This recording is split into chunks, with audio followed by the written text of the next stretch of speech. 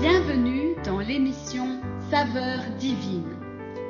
Cette bonne nouvelle du royaume sera prêchée dans le monde entier pour servir de témoignage à toutes les nations. Alors viendra la fin. Ce pain céleste vous est présenté par Immaculée Niraneza.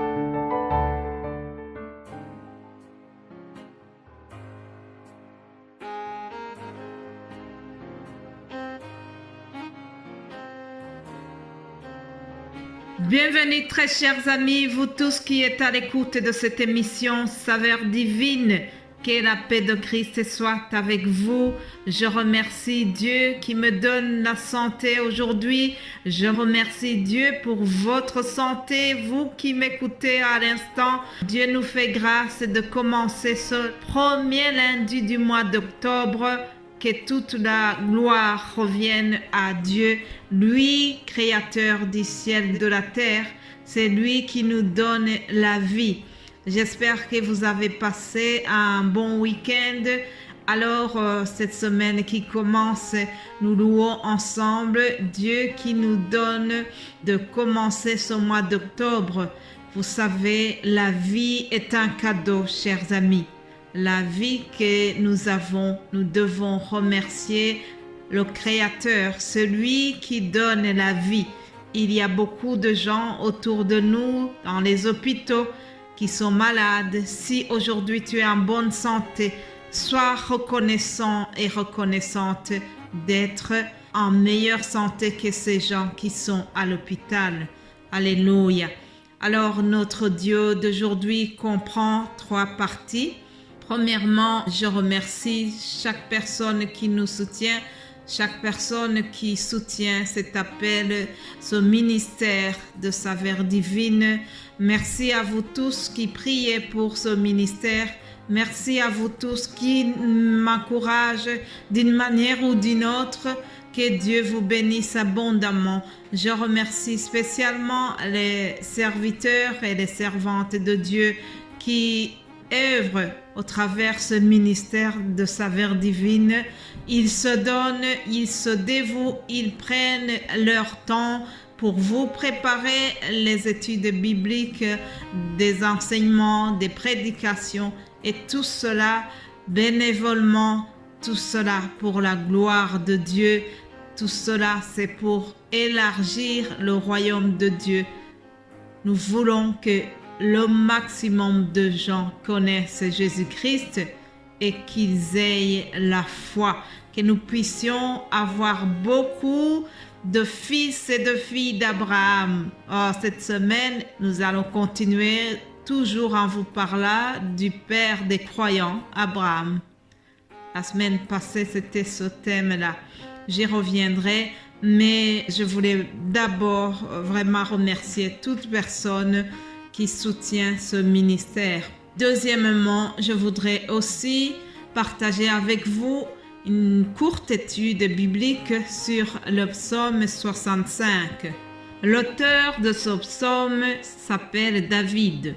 Lisons psaume 65 à partir du verset 1er. Le titre c'est « Louange à Dieu pour ses bienfaits » au chef des chantres. Psaume de David, cantique. Avec confiance, ô Dieu, on te louera dans Sion et l'on accomplira les vœux qu'on t'a faits. Ô toi qui écoutes la prière, tous les hommes viendront à toi. Les iniquités m'accablent, tu pardonneras nos transgressions.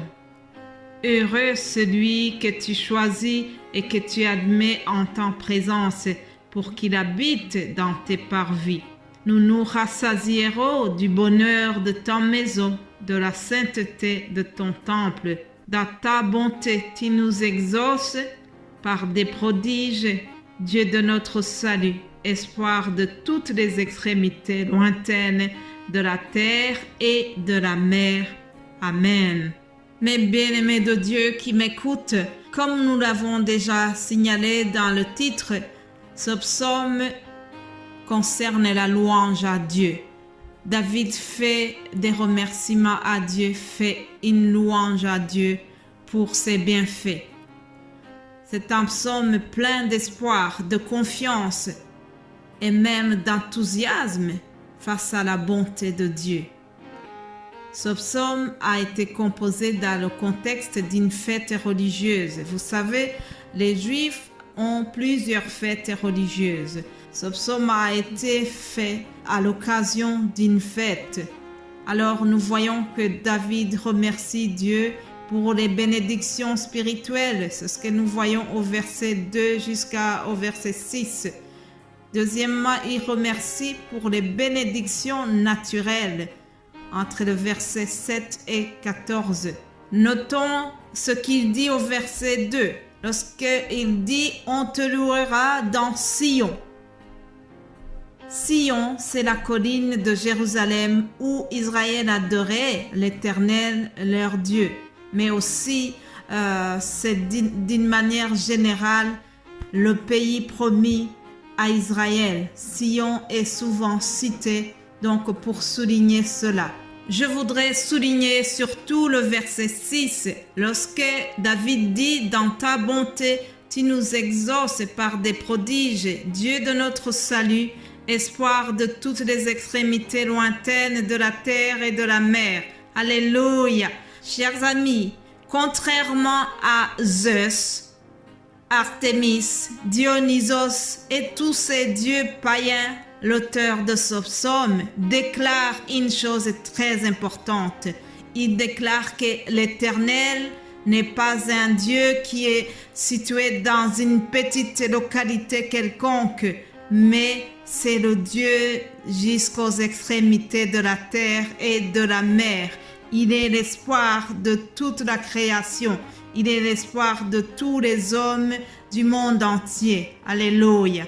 Lorsqu'il dit que Dieu est l'espoir de toutes les extrémités lointaines de la terre et de la mer, c'est la même chose que de dire que Dieu est l'espoir de ceux qui sont à Ottawa.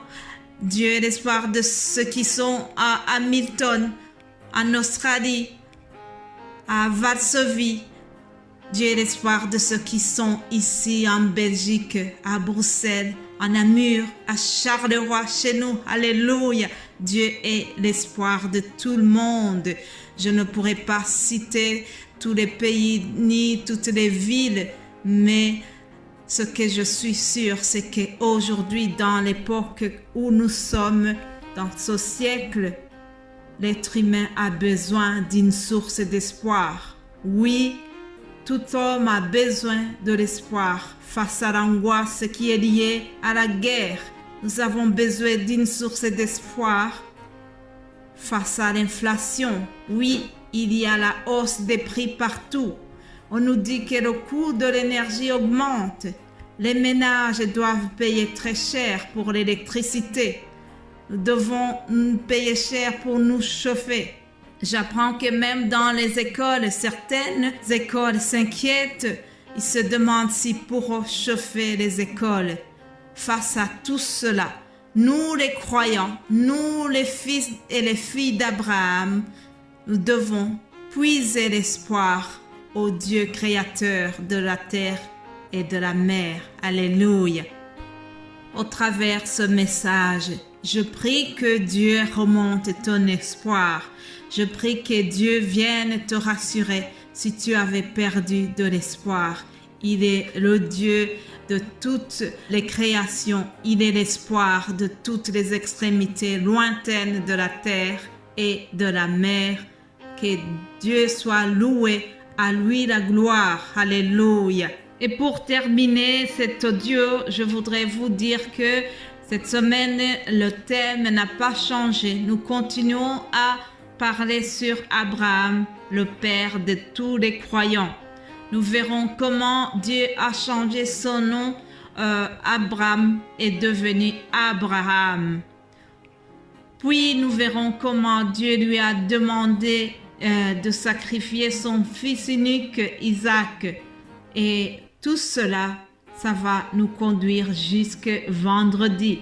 Je vous souhaite de rester à l'écoute de cette émission si vous le pouvez et surtout, je prie que nous puissions grandir ensemble dans la connaissance de la parole de Dieu.